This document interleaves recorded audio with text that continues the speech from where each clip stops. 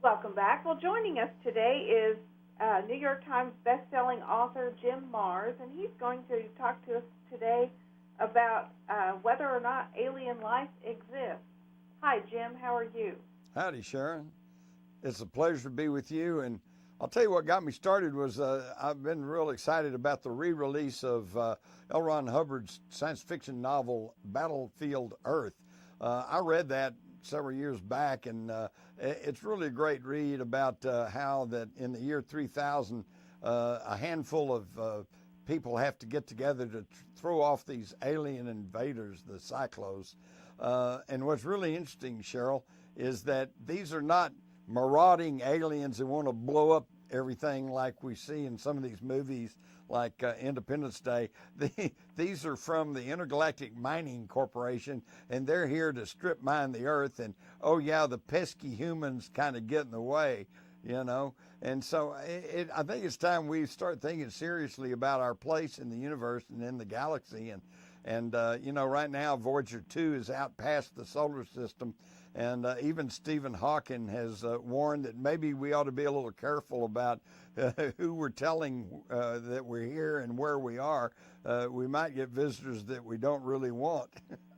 Well, and you know, for hundreds, well, at least decades, we've heard different stories about people who've had alien encounters, and most of the time we don't believe them. But I can't help but wonder sometimes how much truth there is to these stories.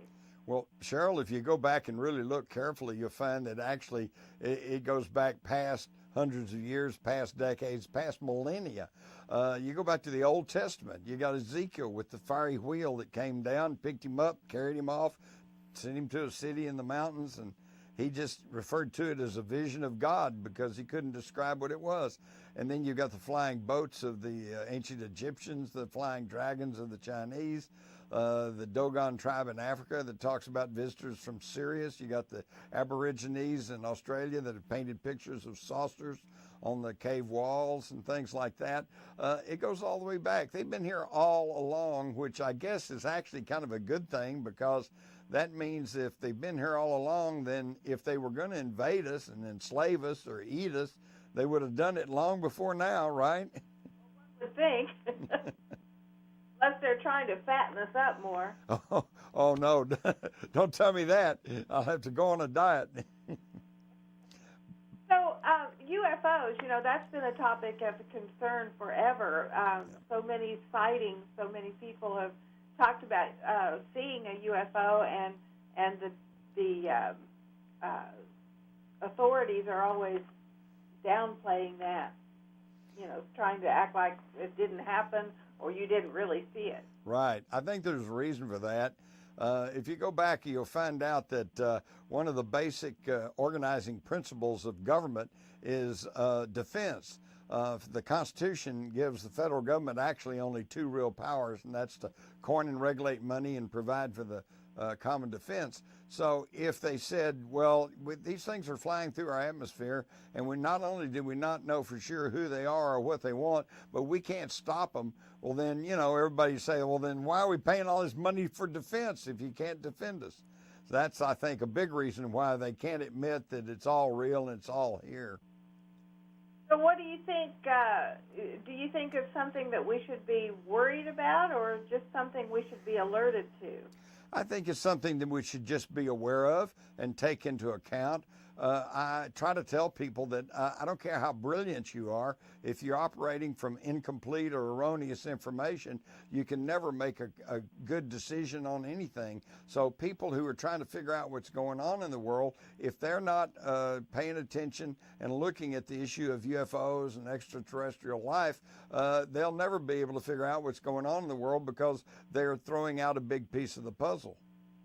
Well, it does seem kind of interesting to me that many times when the doctors or the sketch artists have interviewed people who have claimed to have had an encounter, a lot of times the figures that they're coming up with, the figures that they're drawing, are very, very similar.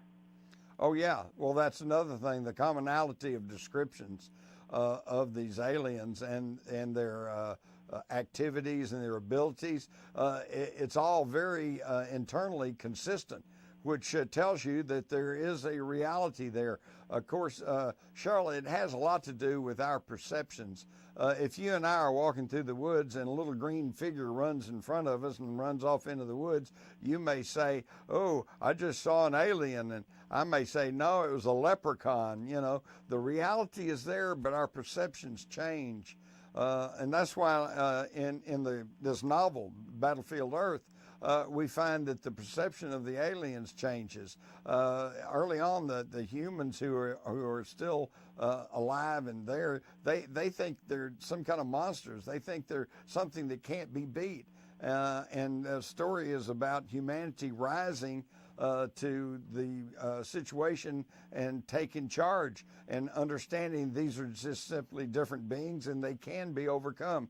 All of our problems can be overcome if we would address them in an honest and straightforward manner. Well, and you said this was brought on by the re-release of L. Ron Hubbard's book, Battlefield Earth. Right, which I remember reading back in the early 80s, I guess.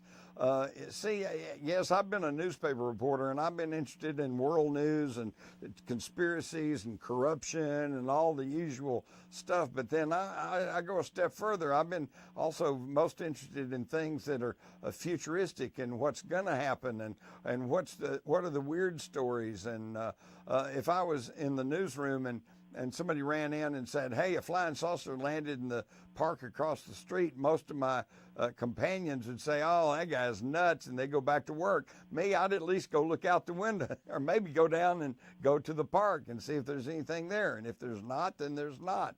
But there is so much going on in the world today that we are not being made aware of because the media, the mass media, just, has only so much time and they concentrate on just certain types of stories. Don't want to cause a panic. You're right, don't want to cause a panic. But hey, Cheryl, let me ask you this. If President Obama came on the television today and said, "Folks, we have information that there are intelligent life outside the earth, there has been some tentative contact. We don't think there's any hostility there. Your government's on the job. We're looking after it, and we'll keep you apprised as to when we learn more about this." Do you really think there'd be mass panic? I don't. Hard to say because his credibility is not that great, so I'm not. Well, I would believe him anyway. Yeah, maybe I used the wrong guy to introduce it all, but. Well, Jim, it's been really interesting talking to you today. Thanks for joining us. Well, thank you, Cheryl. I appreciate the opportunity. And, hey, go look for Ron Howard's book. Look for my book, Alien Agenda. In fact, there's a lot of information out there, but you're going to have to go look for it. Okay. Well, thanks for joining us. Thank you.